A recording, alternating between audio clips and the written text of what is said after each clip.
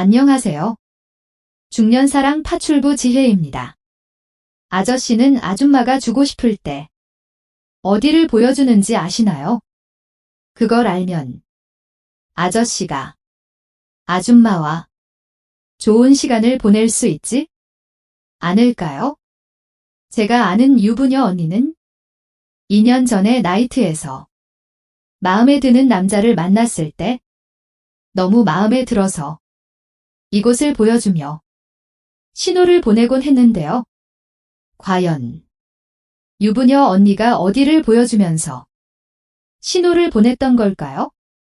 이 영상을 보시면 아줌마가 주고 싶을 때 어디를 보여주면서 신호를 보내는지 알게 되실 거니까 영상 꼭 끝까지 집중해주세요.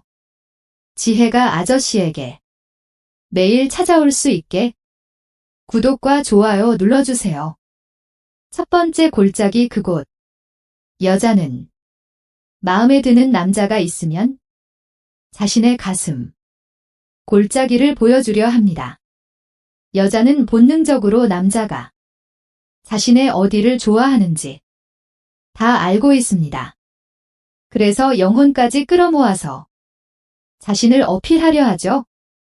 이런 여자의 행동에 남자는 굉장히 취약합니다. 여자의 골짜기를 보는 순간 무장해제가 되어 그 여자에게 빠지게 되죠. 그래서 여자는 작정하고 남자를 꼬셔야겠다 생각하면 골짜기가 드러난 옷을 입습니다. 골짜기가 드러난 옷을 입으면 남자들의 시선을 끌기 쉽습니다.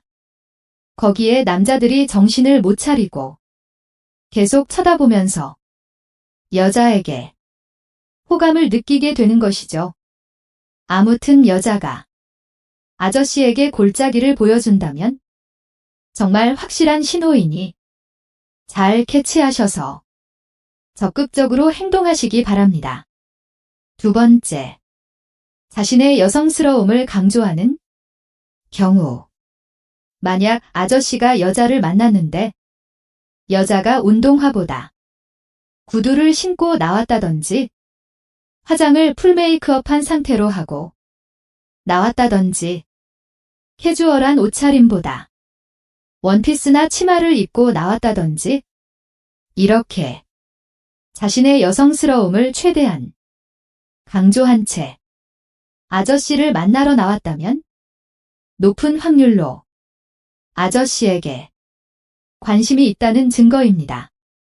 여자는 이처럼 보통 자신의 심리 상태를 의상이나 화장으로 표현하는 경향이 많습니다. 그러나 만약 아저씨가 여자를 만났는데 여자의 의상이 후줄근하고 화장도 잘 하지 않은 채 나왔다면 높은 확률로 아저씨를 남자로 느끼지 않고 있을 가능성이 큽니다. 하지만 여자가 아저씨를 만나러 나왔는데 후줄근하게 꾸미지도 않고 나왔다고 해서 시무룩하게 있으면서 여자한테 서운한 티를 내선 절대 안 됩니다. 여자는 자신의 어떤 행동에도 영향받지 않아 하는 남자한테 매력을 느끼는 법이거든요. 여자가 편한 복장으로 나왔다면 내가 또 이렇게 편하고 후줄근하게 입고 노는 거, 좋아하는 거 어떻게 알고 이렇게 입고 나왔어. 이런 식으로 여자의 복장에 영향받아 하지 않고 해학적으로 유연하게 대처하면서 여자를 대한다면 처음엔 아저씨에게 호감이 없었던 여자라도 이 남자 뭐지? 다른 남자들과 다르네. 이런 생각을 하며 호감이 점차 커질 수도 있습니다. 언제나 늘 위기 속에서 큰 기회가 있는 법이니까요. 세 번째 목덜미. 여자들이 관심 있는 남자에게 제일 많이 보여주는 곳이 바로 자신의 목덜미입니다. 왜 목을 보여주는 것이 신호가 되는 걸까요? 왜냐면 여자는 무의식적으로 매력을 느끼는 남자에게 목을 보여주려는 습성이 있기 때문입니다. 여자는 하고 싶은 남자를 보면 심장박동수가 평소보다 압도적으로 많이 올라갑니다. 그래서 열이 올라서 머리를 묶으며 자신의 목덜미를 보여주는 것이죠. 또 머리를 묶지 않더라도 여자가 자신의 머리카락을 가지고 놀거나 손바닥 위에 올려두고 만지작거리기도 하는 겁니다. 이런 이유 역시 은연중에 상대방을 건드리고 싶다는 신호라고 볼 수 있습니다. 이걸 적으며 느낀 건데 사실 저도 마음에 드는 남자가 있으면 은근히 머리를 넘기면서 목선을 보여줬던 것 같더라고요. 마음에 들어서 무의식적으로 저도 이런 행동을 했던 것이죠. 이 밖에도 여성이 술을 마실 때 잔을 만지작거린다든지 스스로 몸을 만진다든지 이런 행위가 모두 남자에게 신호를 보여주는 거라고 합니다. 또 목에는 경동맥이 있는데 여자는 마음에 드는 이성에게 무의식적으로 자신의 연약한 부위를 노출시키는 경향이 있다고 합니다. 이건 포유류의 습성 중 하나인데 가장 연약한 부위를 상대에게 드러내 보임으로써 이런 속마음을 내비친다고 하죠. 그러니 내가 만나는 여자가 자꾸 나에게 은연중에 연약한 목덜미를 보여주는 행동을 한다면 방긋 웃으면 서 여자를 잘 리드해 주시면 됩니다. 네 번째, 남자 행동 따라하기. 남자의 행동을 따라하는 건 여자가 정말 남자가 마음에 들었을 때 보내는 신호라고 할 수 있습니다. 다른 말로는 미러링 효과라고 하는데 미러링 효과는 자신이 좋아하는 상대방의 말투나 표정 행동을 마치 거울에 비친 자신의 모습처럼 똑같이 따라하는 무의식적인 행위를 말합니다. 이걸 본 상대방은 나와 같은 행동을 하고 있는 모습을 보면서 친근함을 느끼기도 하죠. 예를 들어 좋아하는 오빠가 물을 마시려 하면 여자도 따라서 물을 마시는 거죠. 왜 여자는 이처럼 좋아하는 사람의 모습을 따라하게 되는 걸까요? 우리의 뇌는 움직일 때 특정 부위가 활성화되는데 이때 상대를 유심히 쳐다보다 보면 그 행동을 마치 내가 하는 것처럼 뇌가 활성화된다고 합니다. 그래서 상대의 행동을 따라하고 모방하게 된다는 거죠. 정신건강 의학과에서 미러링 효과는 공감 능력을 측정할 때 이용하기도 합니다. 그러니 같은 자리에서 나의 행동을 따라하고 있는 여자가 있다면 절대로 우연은 아닌 것이죠. 분명한 호감 신호라 볼 수 있는 겁니다. 그러니 여자가 아저씨의 행동들을 자주 따라한다면 이 또한 신호를 보여주고 있는 것이니 적극적으로 여자에게 행동하여 그 여자를 쟁취하시기 바랍니다. 다섯 번째, 남자의 말과 행동에 큰 리액션을 취한다. 여자는 호감 가는 남자가 있으면 그 남자에게 온 신경과 집중을 다하고 있기 때문에 남자의 말과 행동에 크게 영향받아 하고 큰 리액션을 하곤 합니다. 예를 들어 여러분이 그냥 화장실 가려고 일어난 건데 어디 가는 거야?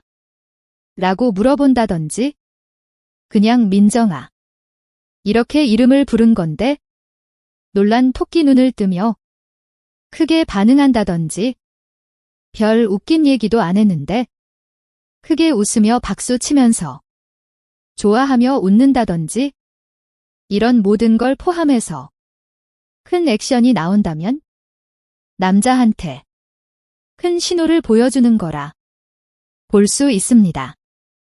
6번째. 여자의 목소리 톤의 변화. 여자는 좋아하는 남자를 앞에 두면 목소리 톤이 달라지게 됩니다. 비음이 섞이면서 애교스러운 목소리를 내기도 하고 평소보다 높은 톤으로 말을 하게 돼. 이런 것들 역시 여자의 호감과 관심의 표현이라고 생각하시면 됩니다. 여기서 아저씨를 위해 진짜 꿀팁을 하나 드리겠습니다. 이미지 박스라는 심리 기술인데 상대방에게 내가 원하는 이미지를 미리 말해주고 상대방에게 너가 그래서 좋다고 미리 선포해버리는 겁니다. 예를 들어 나는 털털한 여자가 좋은데 왠지 넌 털털한 사람일 것 같아서 좋다 이렇게 말을 하면 여자는 아저씨가 만들어 놓은 이미지 박스에 들어가게 되고 아저씨에게 호감을 더 사고 싶어서 애써 털털한 말투로 말을 하게 될 겁니다. 인간은 누구나 인정받고 싶어하는 원초적인 욕구가 있기 때문에 여자는 아저씨가 만든 이미지에 이처럼 쉽게 순응하고 따르게 되는 것이죠. 알게 모르게 연애해도 이런 심리 기술들이 숨어져 있다는 사실이 놀랍지 않나요? 단 주의할 점은 여자가 어느 정도 아저씨에게 호감이 있다는 걸 확인한 다음 사용하는 게 좋다는 사실을 참고하시기 바랍니다. 오늘은 아줌마가 주고 싶을 때 어디를 보여주는지 6가지로 말씀드렸습니다. 첫 번째 골짜기 그곳. 두 번째, 자신의 여성스러움을 강조하는 경우. 세 번째 목덜미. 네 번째, 남자 행동 따라하기. 다섯 번째, 남자의 말과 행동에 큰 리액션을 취한다. 여섯 번째, 여자의 목소리 톤의 변화. 이 모든 것들을 꼭 기억하셔서 하고 싶은 아줌마가 보내는 신호를 잘 캐치하시기 바랍니다. 그리하여 예쁜 아줌마 많이 만나시길 바랍니다. 왜냐하면 저는 아저씨가 항상 행복했으면 좋겠으니까요. 영상이 마음에 드셨으면 좋아요 한 번씩만 눌러주세요. 그래야 제가 올려드리는 영상 계속 보시면서 아저씨가 더 매력있는 남자가 될 수 있으니까요. 전 아저씨가 행복해하는 걸 보면서 기쁨을 느끼는 여자랍니다. 아저씨 제 마음 충분히 아시겠죠? 시간이 너무 늦어서 전 이만 가볼게요. 오늘 너무 즐거웠어요. 안녕하세요. 오만사입니다. 저는 4살 난 아들을 혼자서 키우고 있는 엄마입니다. 친정엄마가 따로 가게를 하시는 관계로 친정아빠가 제 아들을 돌봐주시고 계세요.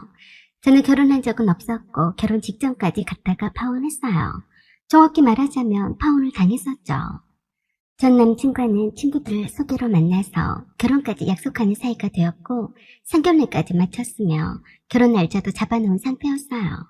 그 사이에 결혼을 약속했던 남친과의 사이에 아이가 생겼어요. 어차피 결혼식을 앞두고 있던 터라서 남친이나 저나 저의 친정 부모님도 반가워했어요. 단지 시댁 식구들한테만 결혼식 후에 제 임신 사실을 알리도록 했어요. 아무도 남친과 제가 결혼식 올리지 않을 거라고는 생각하지 않았어요. 그런데 뜻밖의 변수가 생기고 말았어요. 그건 제 아빠에 관한 것이었는데요. 그 당시에 저희 아빠는 조그만 인쇄 공장을 운영하고 계셨어요. 그게 아빠의 사업이라면 사업이라고 할 수는 있었죠. 겉보기에는 조금 오래되어서 허름해 보이긴 했어도 나름 거래처도 많았고 규모도 적지 않았어요.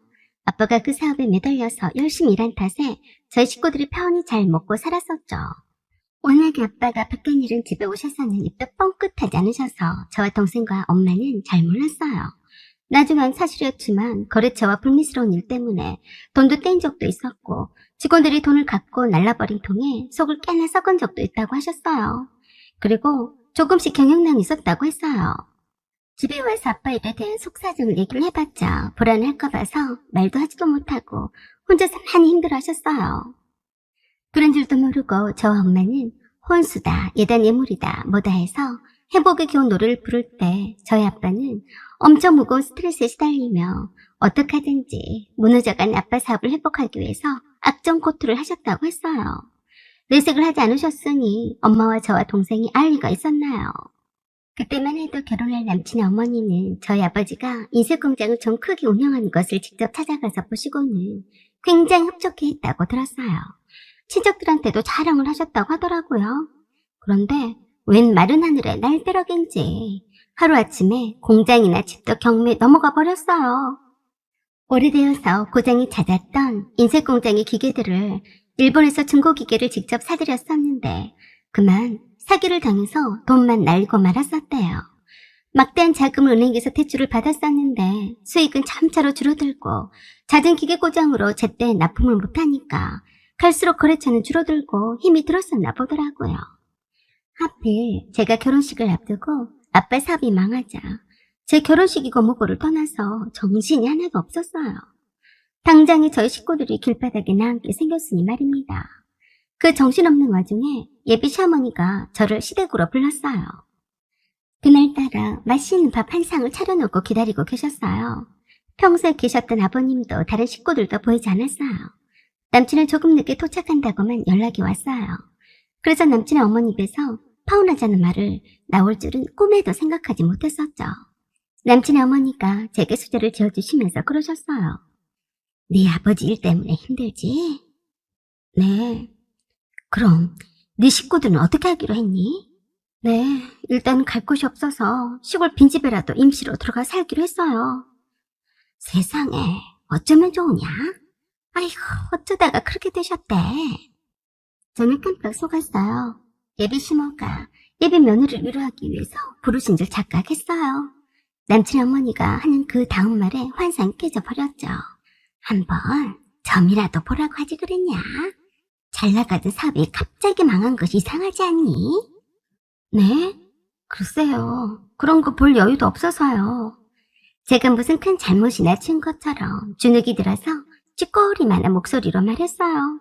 그랬더니 예비 시모가 연이어서 말을 이어갔어요.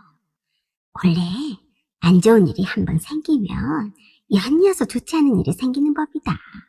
그래서 말인데 너희들 결혼식은 어떡할 거니? 네, 어떻게 했으면 좋겠어요? 지금 저희 집안이 난리라서 이 상태로는 결혼식을 강행하기가 어렵기는 한 것 같아요. 라고 하자 갑자기 판색을 하시면서 기다리기라도 한 듯이 말했어요. 그렇지? 그래서 말이다.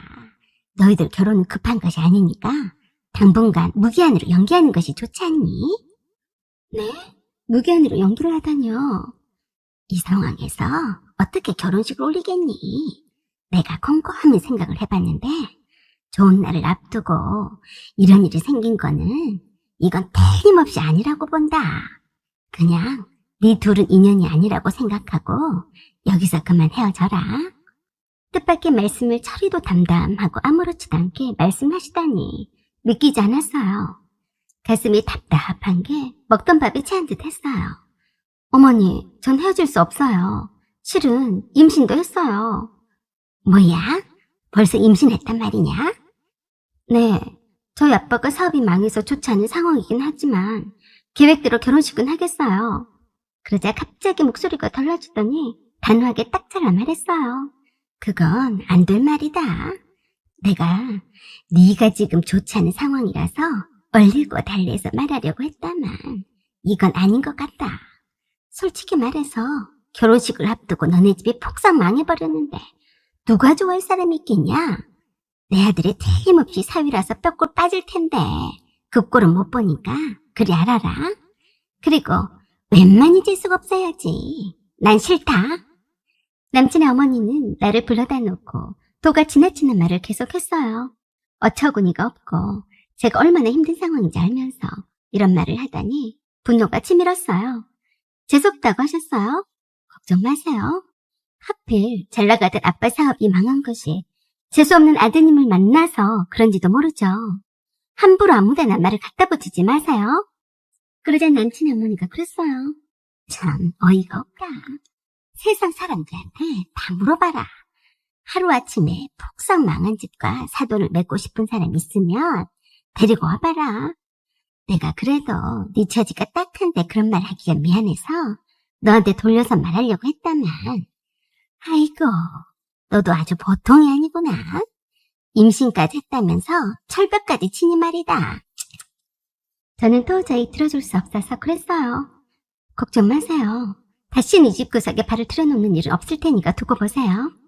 그렇게 해서 남친과 저는 결혼 직전에 파혼했어요. 남친이 저와 결혼을 강행을 하겠다고 했지만 제가 싫다고 했어요. 그러자 남친은 제가 결혼을 할 수 있을 때까지 기다리겠다고 했었고 계속해서 연락을 해왔어요. 남친은 당분간 남친의 식구들과 거리를 두고서 저에게 앞으로 태어날 아이 아빠로서 역할을 타고 싶어 했기에 저는 마다하지 않고 만났어요. 그걸 알고서 남친의 어머니가 엄청 화가 나서 불쌍한 저희 엄마에게 찾아가서 막말을 하셨어요. 내가 하도 기분이 묘해서 사주를 보았어요.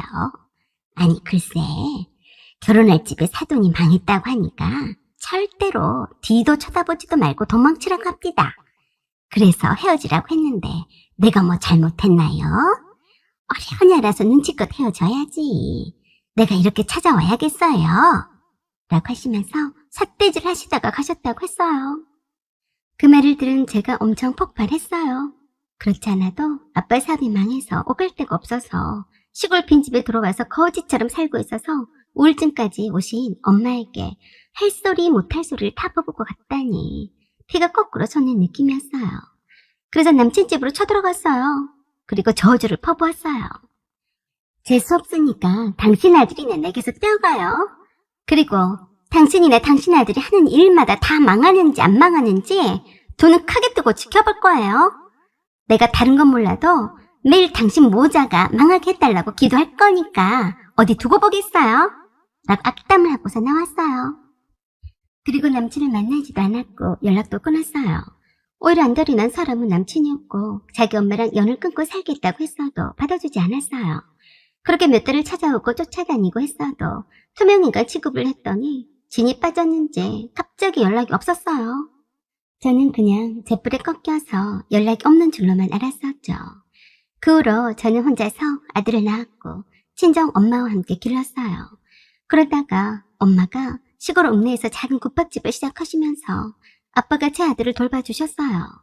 저도 일을 해야 했기 때문에 주말에만 아들을 보러 내려갔어요. 엄마 국밥집에서 아들과 함께 있다가 데리고 나왔는데 뒤에서 누가 따라오는 낌새가 느껴졌어요. 이상해서 뒤를 돌아다 봤는데 글쎄 남친 어머니가 남루한 행색을 따라오고 있었더라고요. 저도 모르게 제 아들을 끌어안고 말했어요. 뭐예요? 할머니가 왜 따라와요? 네 아들이 맞니? 우리 영찬이랑 참 많이 닮았다. 라고 하면서 안고 있는 제 아들한테 눈이 꽂혀서 환장을 하며 달려들 기세였어요. 저리 가세요. 그랬더니 사정을 하면서 말했어요. 내 손자가 아니냐. 어쩜 저렇게 영찬이랑 똑같을 수가 있냐. 나도 좀 안아보면 안 되겠니? 저는 놀라서 그대로 아들을 안고 냅다 뛰었는데 계속 달려서 따라왔어요. 그러면서 그랬어요. 내가 잘못했다. 임신한 너를 그렇게 내치는 게 아니었는데 잘못했어. 한 번만이라도 내 손자를 안아보게 해주면 안 되겠니? 라고 하면서 아주 자랑하게 말했어요. 그래서 제가 그랬어요. 미쳤어요? 감히 누구 손자라고 그래요? 전 할머니를 모르니까 저리 가세요. 라고 했더니 아들을 안고 있는 제 팔을 붙들고 놔주지 않으면서 환장을 한 듯이 제 아들을 쳐다봤어요. 그러면서 그랬어요. 너무 그러지 마라. 나를 용서해. 너도 아들을 낳았으니까 내 심정을 알 게 아니냐. 어처구니가 없어서 단호하게 말했어요. 임신한 나에게 아빠 사업이 망해서 재수가 없으니까 그 난리를 치고 파혼시키긴 누군데 그래요. 그래, 그래서 내가 죄받았다. 영찬이가 그래서 사고로 저 세상에 가지 않았니? 저는 그때서 알게 됐어요. 갑자기 남친이 연락이 두절이 된 이유를요. 어딘가에서 다른 여자를 만나서 결혼을 하고 잘 살고 있기지 싶었는데 그동안 하늘나라에 가 있어서 그랬다는 것을 알고 저도 적잖이 놀랐어요. 강제로 파혼을 시켰던 남친 어머니가 원망스러워서 대판 싸우고 집을 나섰다가 사고를 당했다고 하더라고요. 그때 충격으로 힘들어하다가 남친 아버지가 남친 죽게 된 탓을 남친 어머니한테 돌리자 이혼을 하게 되었고 심한 우울증 때문에 함께 살던 딸도 떠났다고 하더라고요. 그리고 몇 달 전부터 제가 아들을 낳았다는 소식에 몰래 숨어서 보러 자주 왔었다고 했어요. 안 됐지만 어쩔 수 없는 일이었어요. 그 말을 듣고 보니까 소름이 돋았거든요. 그래서 저도 제 아들을 지키기 위해서 독하게 말을 했어요. 다시는 내 아들 근처에도 오지 말아요. 재수없는 당신 때문에 내 아들의 아빠도 제명을 못 살았는데 내 아들까지 재수가 옴붙을까 걱정이 되거든요. 잘못했다고 싹싹 빌어댔지만 저도 정말이지 재수없는 남친 어머니라고 생각을 해서 다시는 상종하고 싶지 않았어요. 너무너무 싫은 나머지 부모님을 그 시골에서 나오게 해서 저와 내 아들과 함께 아무도 모르는 곳으로 이사를 해버렸어요. 그 이후로 본 적이 없네요. 제가 말한 저주가 씨가 된 듯이 남친과 남친 어머니가 불행해진 것을 보니까 참 씁쓸했습니다.